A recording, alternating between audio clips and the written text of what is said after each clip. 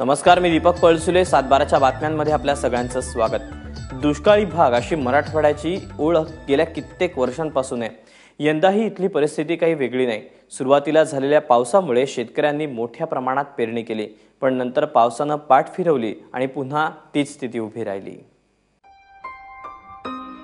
पीक विम्यासाठी शेतकऱ्यांची झालेली फरफट आपण गेले काही दिवस बघतच आहोत.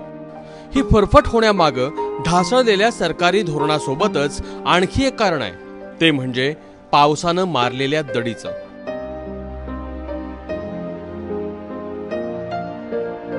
मराठवाड्यात मागच्या 1.5 महिन्यात एकही मोठा पाऊस झालेला नाही. त्यामुळे आता पेरणी केलेलं पीकच संकटात सापडलंय. खरीप हंगाम हातचा जातो की काय या भीतीपोटीच लाखो शेतकऱ्यांनी पीक विम्यासाठी तारेवरची कसरत केली.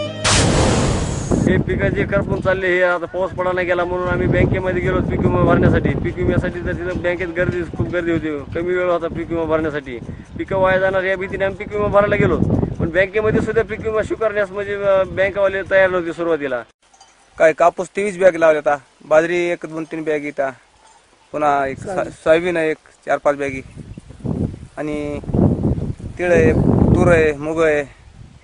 पण पाऊस पडा ना, गंभीर परिस्थिती झाली. काय करावं सुचेना. पाणी द्यायला जावं तर पाणी कमी, टायमाला लाईट सुटत नाही. मराठवाड्यातला ग्रीन बेल्ट म्हणून बनसारोळा परिसराला ओळखलं जातं. या परिसरातील शेतकरी प्रशांत तट यांनी 1 लाख खर्च करून 30 एकरावर सोयाबीनची पेरणी केली. सुरुवातीला चांगला पाऊस झाला, मात्र आता पिकाला पाणीच नसल्यानं ते सुकून गेलंय. जवळपास आता 2-4 दिवसात वाळून जाण्याची परिस्थिती आहे. आता 1 लाख रुपये खर्च झाला आतापर्यंत 30 एकर पेरणीला, आणि त्याच्या भरोश्यावर पेरलं होतं, पण आता काही पाऊस पडण्याचे चिन्ह दिसणार. आता काही सर्व खर्चाचा निघण्याचा अशक्य आहे. आता हे आता या दिवसामध्ये पीक फुलाच्याही अवस्थेमध्ये असायची, फुलं कुठं शेंगा निघायला.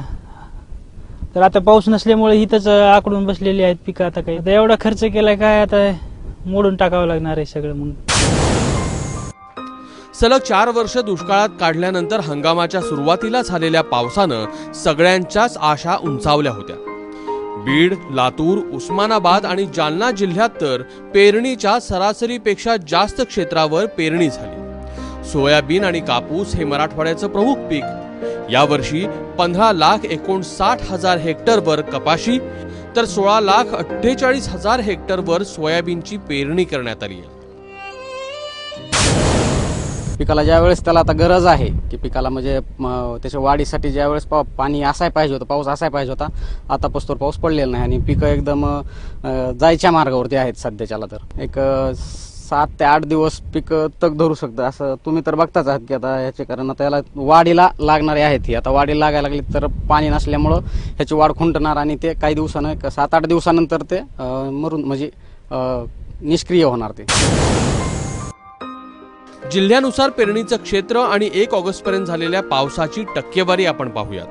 औरंगाबादमध्ये फक्त 31% पाऊस झाला आणि 6,73,000 हेक्टरवर पेरणी झाली आहे. जालना जिल्ह्यातही 31%च पाऊस झाला तर 5,68,000 हेक्टरवर पेरणी झाली.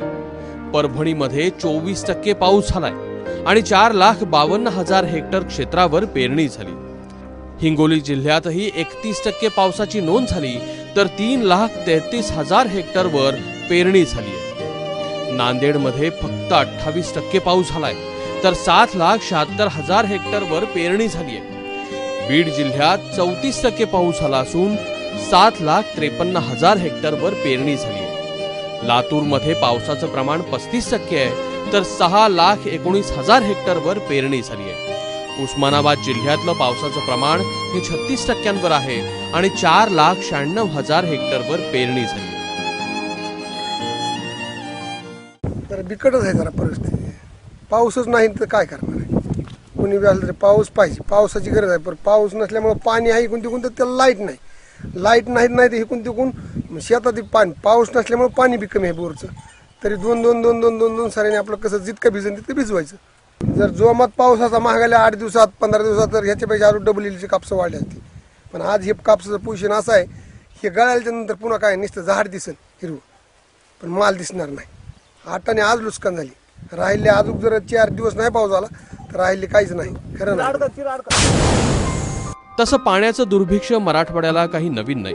मात्र यावर्षी हंगामाच्या सुरुवातीला झालेल्या पावसामुळं रेकॉर्ड ब्रेक पेरणी झाली आणि आता पाऊसच नसल्यानं बळीराजाची चिंता वाढू लागली आहे.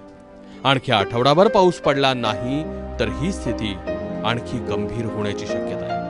गोविंद शेळके, ABP माझा, बीड.